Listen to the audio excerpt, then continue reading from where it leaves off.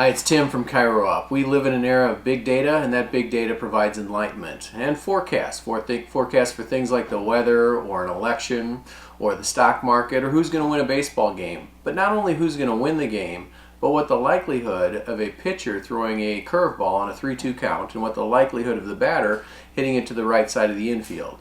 And hence that data creates things like the shift. But over the past 5 years, the baseball shift has become less effective because of big data. That hitters have learned we need to hit some fly balls instead of hitting these ground balls into the shift.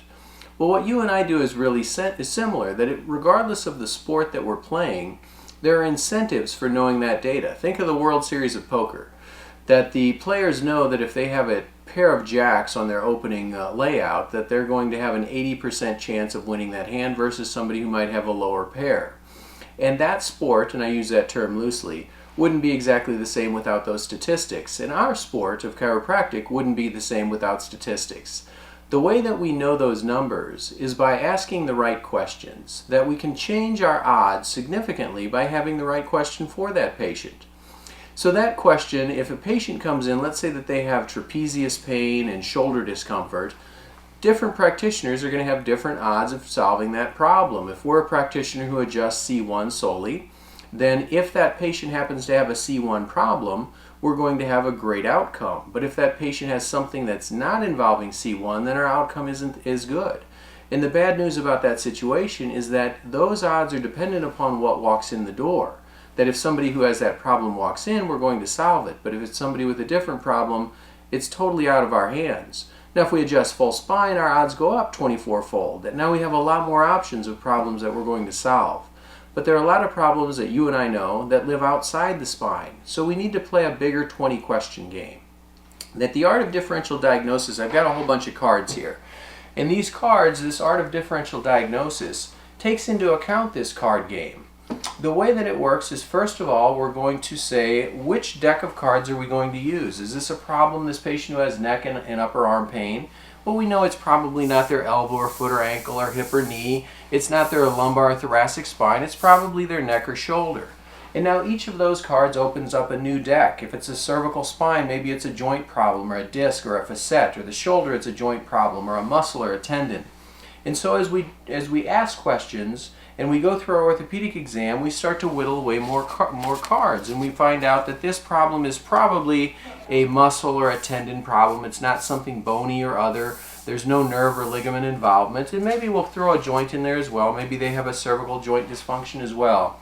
And so now we're starting to whittle this down, and we continue to ask questions to find out if this is a joint problem. Is it a joint that's unstable, hypermobile, or is it hypomobile? And it's not unstable, it's something that's restricted. And if it's restricted, is that movement going to be in flexion or extension or lateral movements? And they're going to prefer extension.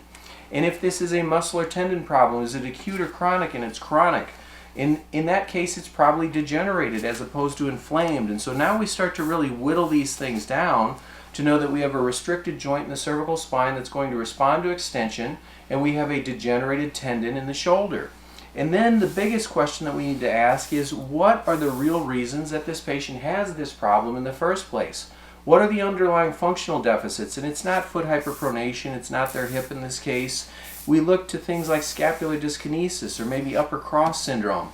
And let's say that scapular dyskinesis is part of that upper cross syndrome. And so now by the questions that we've asked this patient, we're able to come up with much better answers about what we're going to do to solve this problem. Now we can tailor our treatment to that patient's needs, and our odds of solving that problem are much better. The future of healthcare is all about those odds. We want the numbers that show up on our screen to be high. And when they're high, we have high patient satisfaction, we have significantly better outcome levels, and we win the game. And we have to recognize that we're part of a team in this process as well, that there's no baseball team or baseball player that can function individually, but functioning as a team and sharing data, they have much better odds. There's a company in chiropractic that helps you to define those odds and helps you to share that data, and that's called ChiroUp. If you're currently content with where you are, maybe you adjust one segment, maybe you adjust 24 segments. If that's satisfying to you and you say, I really don't want to go beyond that point, maybe we're not the company for you. But if you say, I like to play with all of the decks and all of the cards, and I want my odds to be as good as possible, and I want to be part of that team that's helping to redefine those odds, we can make a difference. The 20 questions game, you've played it in person, you've seen it on your cell phone, the app. The app on the cell phone, did you know how accurate that is? It is 80% accurate, that if you ask 20 questions, your app will tell you what that person, place, or thing was. If that app is allowed to ask 25 questions, those odds go up to 98%. So for you and I, asking the right questions makes the difference between success and failure. I'm proud to be on your team. If you have any ideas about how we could play this card game better, we'd love to hear it. Otherwise, thanks for watching. I hope you enjoy the blog.